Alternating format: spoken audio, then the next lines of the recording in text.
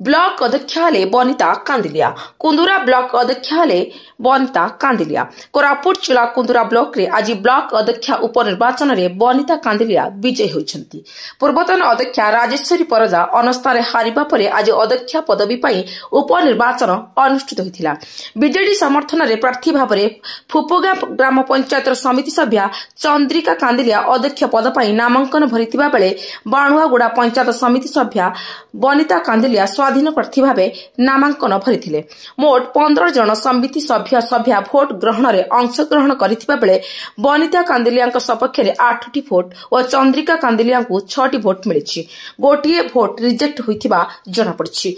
सूचनायोग्य एही ब्लॉक रा पूर्वतन अध्यक्षक विरुद्ध रे अनास्था आगत करथिबा बेले गत अक्टोबर मासरे अनास्था भोट रे पद हरैथिले पूर्वतन ब्लॉक अध्यक्ष राजेश्वरी परजा। मु बाणगुड़ा समिति सभ्य आज निर्वाचन है ब्लॉक चेयरमैन है।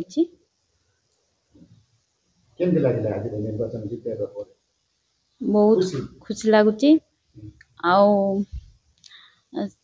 कुंदरा ब्लॉक रो डेवलपमेंट काम विषय जहाँ माने भाभी मुझे पूरण करने चाहूँगी। शिक्षा हो कि स्वास्थ्य हो जहाँ भी आगो डेवलपमेंट करने चाहूँगी। 8टी भोट पड़ता सर।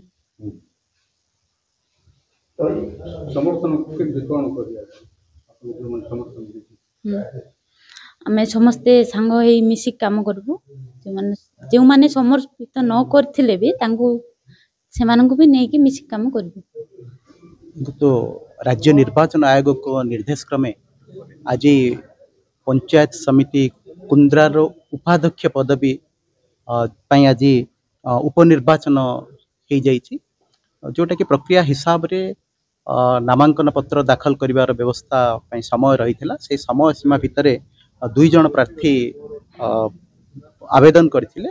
से 2 जन प्रार्थी जो ये को आवेदन को वेरिफिकेशन कला परे उभय योग्य विवेचित होइचंती, किंतु समय हिसाब रे कौन सी प्रार्थी से प्रत्याहार कर नथिले।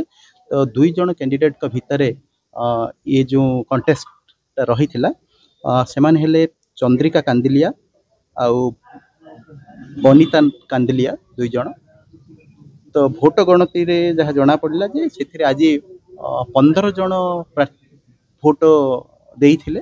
सा भितर चंद्रिका कांदिलिया पक्ष को जाइथिला 6टी भोट एवं बनिता कांदिलिया पक्ष को 8टी भोट जाइथिला एवं गोटे भोट नाकच होइथिला। तो फलस्वरूप बनिता कांदिलिया स्वामी गोवर्धन कांदिलिया जे कि वर्तमान बाणुआगुड़ार समिति सभ्य अच्छा से समिति पंचायत समिति अध्यक्ष रूपे उपनिर्वाचन रे निर्वाचित होइछन्ति।